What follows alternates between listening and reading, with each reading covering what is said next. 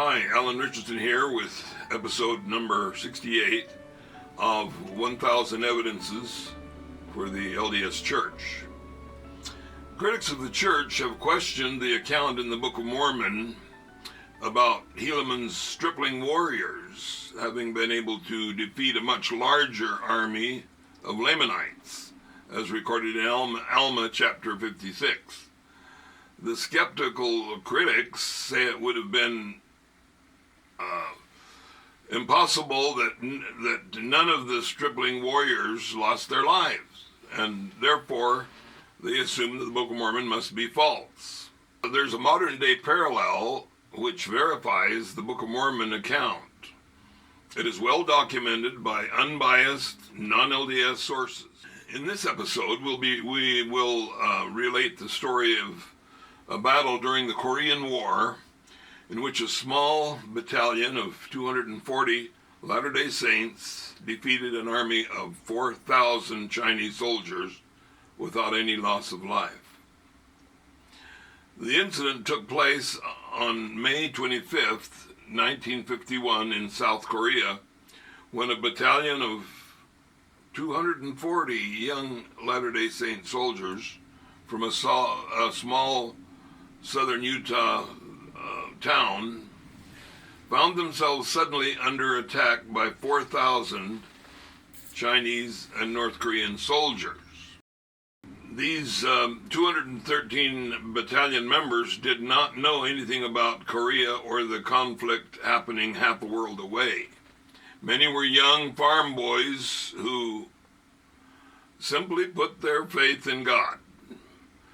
But they had been promised by the president of the St. George, Utah Temple that they would return home safely if they lived true and faithful to their God.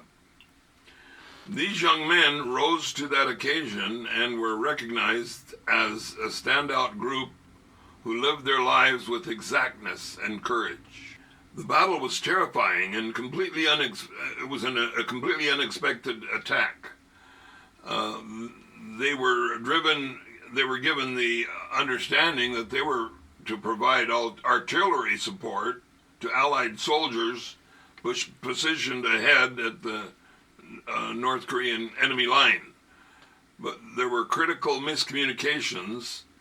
In fact, there was no buffer between the Utah soldiers and the enemy.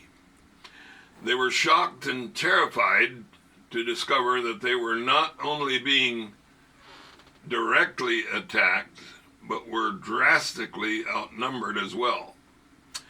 The battle was described as a ferocious hand-to-hand battle fought in the early morning darkness.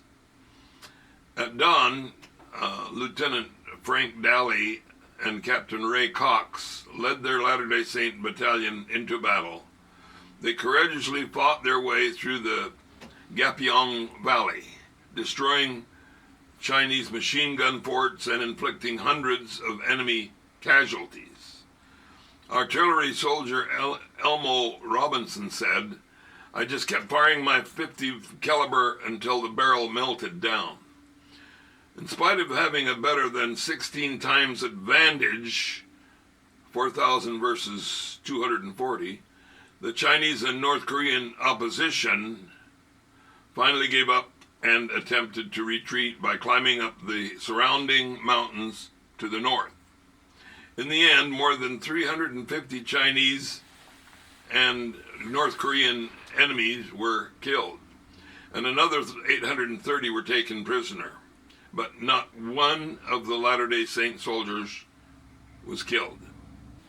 Many of the Chinese and North Korean soldiers that had been taken prisoner were asked how they could be so completely defeated by such a small battalion of only 240 young men.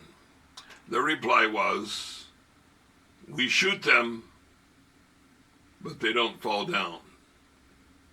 Regarding that terrifying attack in 1951, Lieutenant Frank Daly later said on CBS Evening News with Edward R. Murrow, "For moments I supposed I was almost dazed.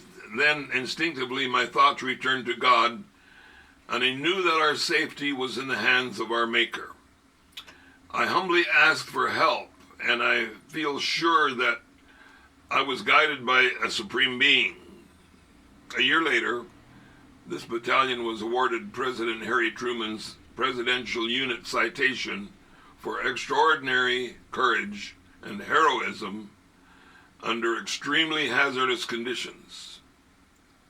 As a matter of fact, a few years ago, a monument dedication ceremony commemorating this event took place in South Korea, and a special delegation of military, government, and other leaders from southern Utah attended the ceremony.